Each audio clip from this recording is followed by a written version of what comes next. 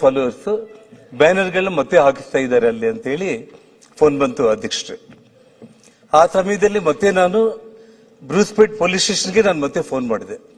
ನೀವು ಮಧ್ಯಾಹ್ನ ತೆರವುಗೊಳಿಸಿದಿರಿ, ಮತ್ತೆ ಬಂದು ಒಂದು 40-50 ಮಂದಿ ಗುಂಪು ಬಂದು ಮನೆ ಮುಂದೆನೆ ಚೇರ್ಸ್ ಹಾಕೊಂಡು ಕೂತ್ಕೊಂಡು ಅಲ್ಲಿ ಬ್ಯಾನರ್ಸ್ ಹಾಕ್ತಾ ಇದ್ದಾರೆ, ಸ್ವಲ್ಪ ಕ್ರಮ ಕೈಗೊಳ್ಳಿ ಅಂತ ಹೇಳಿ ನಾನು ಮತ್ತೆ ಪೊಲೀಸರಿಗೆ ಫೋನ್ ಮಾಡಿದೆ.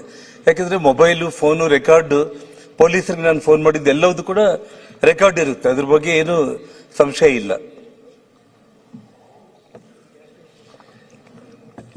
ಪೊಲೀಸರು ಬಹಳ ಈಸಿಯಾಗಿ ತಗೊಂಡ್ರು. ಮೋಸ್ಟ್ಲಿ ಅವ್ರೇಂದ್ರೆ ಒಂದು 40-50 ಮಂದಿ ಇದ್ದಾರೆ, ಹೋಗಿ ನಾವು ಬ್ಯಾನರ್ಸ್ ತೆಗಿಸಿ ಅಲ್ಲಿರೋರ್ನ ಮತ್ತೆ ವಾಪಸ್ ಕಳಿಸಬಹುದು ಅಂತ ಹೇಳಿ ಅನ್ಕೊಂಡಿದ್ದಾರೆ. ಅಲ್ಲಿ ಸ್ವಲ್ಪ ಇಂಟೆಲಿಜೆನ್ಸ್ ಫೇಲ್ಯೂರ್ ಆಗಿರ್ಬೇಕು.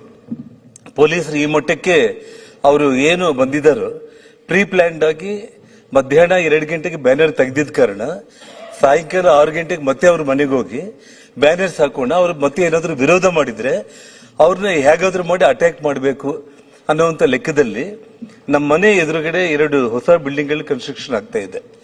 ಅದ್ರ ಮೇಲೆ ಸುಮಾರು ಕಲ್ಲುಗಳನ್ನ ಎಲ್ಲದನ್ನ ಪ್ರೀ ಪ್ಲಾನ್ಡ್ ಆಗಿ ಎಲ್ಲ ಮಾಡ್ಕೊಂಡಿದ್ರು, ನಮ್ಗೆ ಗೊತ್ತಾಗ್ಲಿಲ್ಲ ಅದು. ಆ ಫೋನ್ ಬಂದ ತಕ್ಷಣ ನಾನು ಪೊಲೀಸರಿಗೂ ಫೋನ್ ಮಾಡಿದೆ, ತಕ್ಷಣ ಶ್ರೀರಾಮುಲು ಅವ್ರಿಗೂ ನಾನು ಫೋನ್ ಮಾಡಿದೆ. ಶ್ರೀರಾಮುಲು ಮನೆ ಮುಂದೆ ಬಂದೆಲ್ಲ ಕುಂತಿದ್ದಾರೆ, ಮನೆಯಲ್ಲಿ ನಾನು ವೈಫ್ ಕೂಡ ಯಾರೂ ಇಲ್ಲ, ಮನೆಯಲ್ಲಿ ಮಗ ಒಬ್ಬನೇ ಇದ್ದಾನೆ, ದಯಮಾಡಿ ನೀನು ಸ್ವಲ್ಪ ಅಲ್ಲಿಗೆ ಹೋಗ್ಬಿಟ್ಟು ಏನಾಗ್ತಾ ಇದೆ ನೋಡು, ಪೊಲೀಸರು ಕೂಡ ನಾನು ಹೇಳಿದ್ದೀನಿ ಅಂತ ನಾನು ಹೇಳಿದೆ.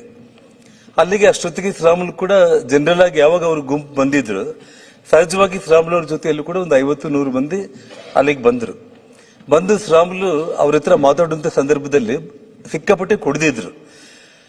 ಅವ್ರ ಫಾಲೋವರ್ಸ್ ಹೆಸರನ್ನು ಕೂಡ ಹೇಳಲಿಕ್ಕೆ ನನಗೆ ಇಷ್ಟ ಇಲ್ಲ, ಯಾಕಂದ್ರೆ ಚಿಲ್ಲರೆ ರೌಡಿಗಳು, ಅವ್ರ ಹೆಸರು ಹೇಳೋ ಅವಶ್ಯಕತೆ ಇಲ್ಲ. ಶ್ರೀರಾಮುಲು ಅವರು ಅವ್ರನ್ನ ರಿಕ್ವೆಸ್ಟ್ ಮಾಡಿದ್ದಾರೆ, ಏನಂತ ಹೇಳಿ, ದಯಮಾಡಿ ಇಲ್ಲಿಂದ ನೀವು ಖಾಲಿ ಮಾಡ್ಕೊಂಡು ಹೋಗ್ರಿ, ಮನೆ ಮುಂದೆ ಬಂದು ಈ ರೀತಿ ಬ್ಯಾನರ್ಗಳು ಹಾಕಿ ಗಲಾಟೆ ಮಾಡೋದು ಸೂಕ್ತ ಅಲ್ಲ, ಅದೇ ನಿಮ್ಮ ಮನೆಗಳಿಗೆ ಬಂದ್ರೆ ಚೆನ್ನಾಗಿರಲ್ಲ, ಫಸ್ಟ್ ಇಲ್ಲಿಂದ ಹೋಗ್ರಿ ಅಂದ್ರೆ ಅಲ್ಲಿ ಪೊಲೀಸ್ ಇನ್ಸ್ಪೆಕ್ಟರ್ಸ್ ಕೂಡ ಅಲ್ಲೇ ಇದ್ದಾರೆ, ಪೊಲೀಸ್ ಇನ್ಸ್ಪೆಕ್ಟರ್ಸ್ ಇದ್ದಾರೆ. ಆ ಸಮಯಕ್ಕೆ ನಾನು ಅಲ್ಲಿಂದ ಕರೆಕ್ಟ್ ಆಗಿ ನಾನು ನನ್ನ ವೈಫ್ ಇಬ್ಬರು ಕೂಡ ಕಾರಲ್ಲಿ ಬಂದು ಅಲ್ಲಿ ಇಳಿದಿದ್ದೀನಿ. ಅಷ್ಟೊತ್ತಿಗೆ ಸಿಕ್ಕಾಪಟ್ಟೆ ಕ್ರೌಡ್ ಅಂದ್ರೆ ಒಂದು 200-300 ಮಂದಿ ಕ್ರೌಡ್ ಸೇರ್ಕೊಂಡಿದ್ದಾರೆ, ತಳ್ಳಾಟ, ಕೂಗಾಟ, ಅಂತ ಗಲಾಟೆ ಮಾಡ್ತಾ ಇದ್ರು. ಶ್ರೀರಾಮುಲು ಹೇಳಿದಾಗ ಇಮಿಡಿಯೇಟ್ ಆಗಿ ಅಲ್ಲಿ ಅವನೊಬ್ಬನು ಮಾತಾಡ್ತಾನೆ, ಇವನೇನ್ ದೊಡ್ಡ ಬ್ಯಾಡ್ ಲೀಡರ್, ಫಸ್ಟ್ ಇವನ್ನ ಹಾಕ್ರು ಅನ್ನೋದನ್ನ ಆ ವಿಡಿಯೋ ಕೂಡ ನಾವು ಮೀಡಿಯಾಗೆ ರಿಲೀಸ್ ಮಾಡಿದೀವಿ. ಶ್ರೀರಾಮುಲು ಹೋಗಿ ರಿಕ್ವೆಸ್ಟ್ ಮಾಡ್ತಾ ಇದ್ದಾನೆ, ಶ್ರೀರಾಮುಲು ಕೈಯಲ್ಲಿ ಗನ್ ಇಲ್ಲ, ಶ್ರೀರಾಮುಲು ಗನ್ಮ್ಯಾನ್ಗಳನ್ನ ಕರ್ಕೊಂಡೋಗಿಲ್ಲ, ಹೋಗಿ ಅವನಿಗೆ ಹೇಳ್ತಾ ಇದ್ದಾನೆ ಇಲ್ಲಿಂದ ನೀನು ಎದ್ದೋಗು ಅಂತ ಇದ್ರು ಕೂಡ ನೀನೇ ಅವನು ಹೇಳೋದಕ್ಕೆ ಅಂತ ಹೇಳಿ ಇಮಿಡಿಯೇಟ್ ಆಗಿ ಶ್ರೀರಾಮುಲು ಅವನೇನು ದೊಡ್ಡ ಲೀಡರ್ ಏನೋ ಅವ್ನು ಹಾಕ್ರು ಅಂತ ಹೇಳಿ ಆ ವಿಡಿಯೋ ಕೂಡ ನಾನು ಮೀಡಿಯಾದಲ್ಲಿ ರಿಲೀಸ್ ಮಾಡಿದ್ದೇನೆ ಅಧ್ಯಕ್ಷರೇ.